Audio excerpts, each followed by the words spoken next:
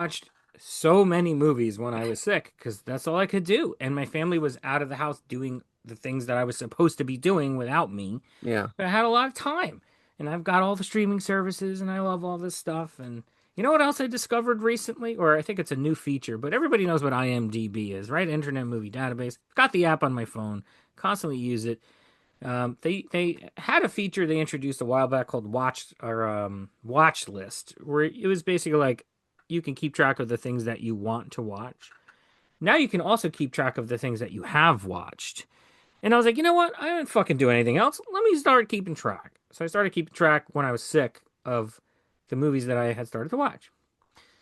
Probably my favorite movie that I watched in the last month is called One Battle After Another, which is a well known movie and it's going to get a lot of awards attention.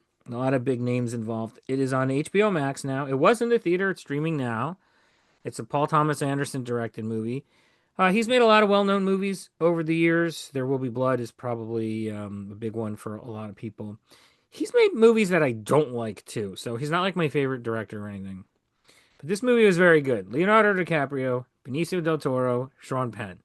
I mean, right there, you've got three winners. I love Leo. I love Benicio.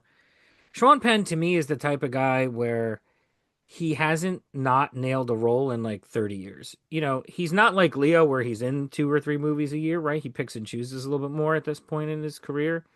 But I feel like, you know, once every 3 or 4 years, he pops up in a movie and he's just absolutely fantastic. I thought his performance was one of the best performances I've seen in years. I always think that when I see Sean Penn. So it was a very modernized story about culture today and battling the average person battling the government, that sort of thing. I really enjoyed it. It was long. It was like 2:45. Like every Leonardo movie. Yeah. He makes one a year or one every other year. He only makes good movies. I thought it was really great. I'd recommend it to anybody. Yeah.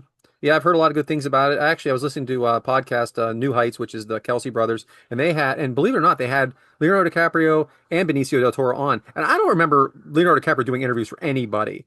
You don't see him on the Saturday, you don't Yeah. see him doing much. I think He a is friend of very to mine, himself. yeah, a friend of mine in the industry actually said that to me. Some one of my friends said that to me, Mhm. like, he did a lot of press for this movie and he doesn't normally do that.